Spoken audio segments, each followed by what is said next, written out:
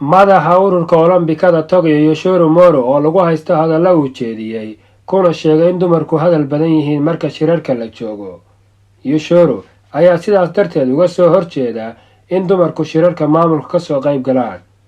83 jirkan horena u soo noqday ra'iisul wasaaraha dalka Japan ayaa lagu yaqaanaa inuu jeediyo hadalla aan si diblomaasiyadaysan loo dhigin. Moro oo hadalla ka jeediyey shir looga hadlayay in la kordhiyo qoondada dumarka ururka olombikada lagana dhigo 40%, halka hadda ay dumarku ku leeyihiin 5 dumar ah 24 qof ee maamulka sare fadhiya.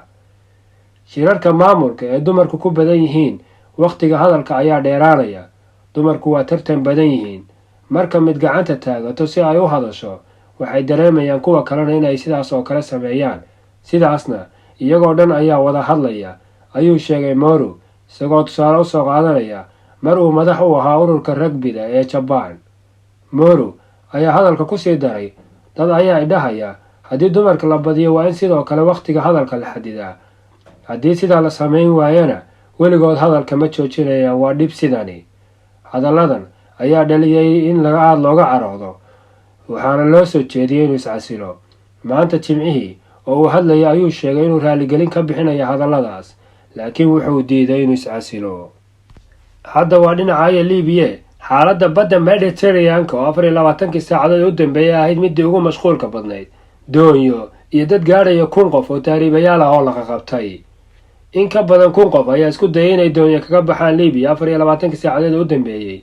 UN-ta qaybta u qaabilsan qaxoontiga ayaa sheegtay in dadkan inta badan la qabtay laguna celiyay meelihii ay ka yimaadeen.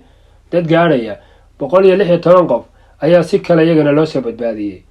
Ururada qaabilsan xuquuqda bini'aadamka ayaa sheegay in ay ahayd maalmihii ugu mashquulka badnaa bartamaha badda Mediterranean-ka.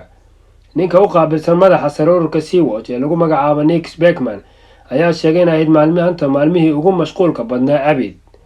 IOM-ta ayaa sidoo kale sheegay in 1,000 qof oo isu diyaarinaya inay doonyo baca ah raacaan xeebaha Liibiya ay qabteen ciidamada badda Liibiya, kuwaasoo lagu celiyay xeryahoodii iyo meelihii ay ka yimaadeen.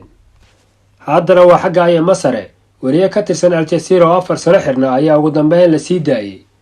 Maamulka Masar ayaa ugu dambeyn xabsiga ka sii daayay wariye ka tirsan Al Jazeera kadib markii uu xirnaa muddo 4 sano ah, sida uu sheegay qof ka tirsan amniga dalkaas. Mahmoud Hussein ayaa loo haystay dambiyaha inuu dabiyay warar been abuur ah.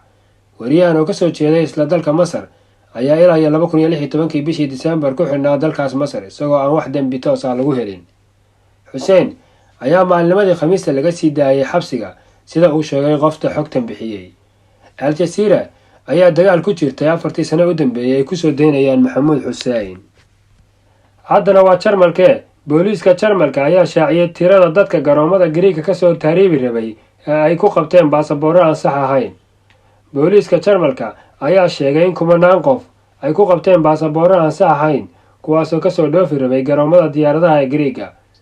Booliiska ayaa tilmaamay in ilaa 5,000 qof oo taariibayaal ah oo rabay inay qaab farsamaysan ku soo galaan Jarmalka kana soo dhoofaan garoonada diyaaradaha iyagoo isticmaalaya baasaboorro aan sax ahayn ay ku joojiyeen garoomadaas.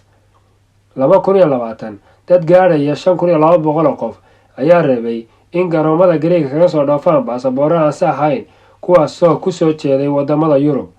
Sida ay qortay wargeyska Berlin Morning Post, waxaa booliiska Jarmalka sheegeen in dadkan ku dhoofi rabeen baasaboorro iyo kaarar aysan lahayn. Dad kale oo gaadhaya ilaa 2,300 qof ayaa iyaguna ku sii jeeday wadamada Belgium-ka, Faransiiska iyo Austria, sida ay hadalka ku sii dareen booliisku. Booliiska ayaa intaas ku sii daray in ay badinayaan booliiska ka jooga wadamada EU ee garoomada diyaaradaha ee Greek.